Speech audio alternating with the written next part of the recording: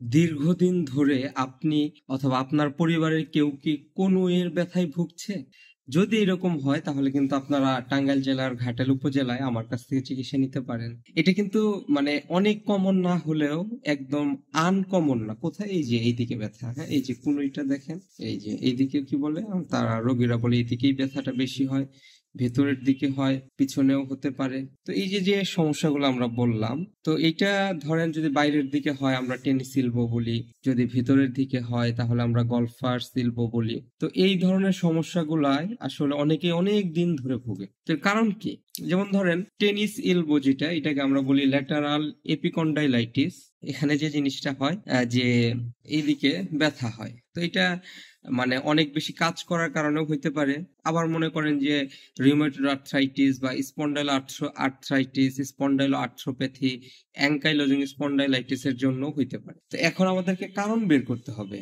যেমন ধরেন একজনের এইদিকে ব্যথা হয়েছে, এখানে যে আপনার টেন্ডন মাংসপেশি আছে এই জায়গাগুলোতে ছিঁড়ে গেছে, ছোট ছোট ছিদ্রি হয়, ছিঁড়ে যায় ছোট ছোট ভাবে, যেগুলোকে আমরা বলি ইন্টারসাবস্টেন্স টিয়ার। তো এইখানে যদি কোনোভাবে ইন্টারসাবস্টেন্স টিয়ার হয়ে যায়, এখানে কিন্তু আপনার শুধু রেস্ট, শুধু স্টেরয়েড ইনজেকশন, শুধু ব্যথার ওষুধে ওইরকম কাজ করবে না। তো যেহেতু এই রোগটা মহিলাদেরই একটু বেশি হয়, কারণ তারা ঘরে প্রচুর কাজ করে, কাপড় এরকম করে, মানে এই ধরনের কাজগুলো বেশি করে। তো যেহেতু এই ধরনের সমস্যাগুলো হয়, দেখা গেছে একজন ডাক্তারের কাছে যায়, ডাক্তার রোগ নির্ণয় করে, ব্যথার ওষুধ দেয়, ইনজেকশন দেয়, কিছুদিন কমে আবার হয়। কারণ হলো রোগের, মানে রোগটা তো নির্ণয় হলো, কিন্তু রোগ হওয়ার কারণ কি এটা তো নির্ণয় হয় না, যে কারণে কিন্তু এটা নিয়ে অনেক কষ্ট করে থাকে। তো এই জন্য আমি যে কথাটা বলবো যে যদি মানে প্রথমে হইলে আমার কাছে আসার দরকার নাই, আপনি যে কারো কাছে গেলেই তারা একবার দুইবার এটা চিকিৎসা করতে পারবে। আপনার বাড়ির কাছে ওষুধের দোকান, তাতে সেও চিকিৎসা করতে পারবে। আপনি যে কোনো জায়গায় যান, যে কোনো ডক্টরের কাছে যান, তারা চিকিৎসা করবে। তা আমি বলবো যে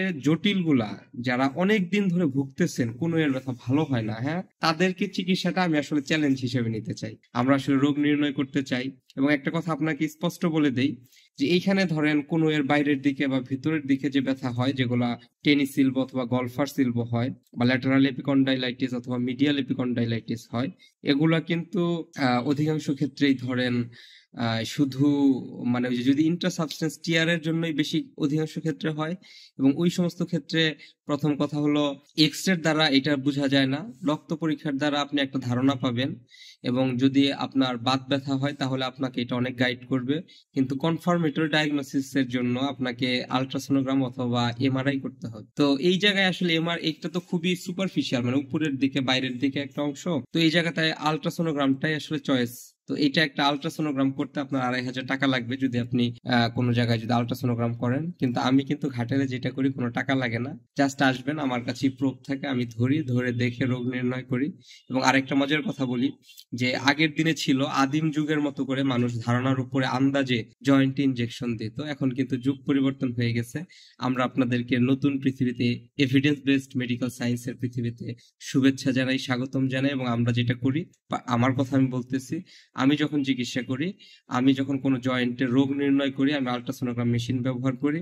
এবং যখন ইনজেকশন দেই ওই ক্ষেত্রেও কিন্তু আল্ট্রাসোনোগ্রাম মেশিন ব্যবহার করে ইনজেকশন দিই। কারণ আন্দাজের উপর ইনজেকশন, ধরেন এই জায়গায় ইনজেকশন দেবো, কি করবে, এখানে একটু ঘষে ধরেন এখান থেকে ময়লাটা পরিষ্কার করে এখানে একটা ইনজেকশন দিয়ে দিল, কিন্তু ইনজেকশনটা আসলে কোথায় গেল আর কোন জায়গায় আমার সমস্যা এটা কিন্তু বাইরে থেকে বোঝা যাচ্ছে না। কিন্তু আমি যখন আল্ট্রাসোনোগ্রাম মেশিন রাখি, আমার প্রবে দেখা যায়, আমি দেখি কোথায় সমস্যা, এবং ওই জায়গাতেই আমি যদি পিআরপি প্রয়োজন হয় পিআরপি দেই, যদি ইনজেকশনের প্রয়োজন হয় ইনজেকশন দেই। ধন্যবাদ। সালাম আলাইকুম।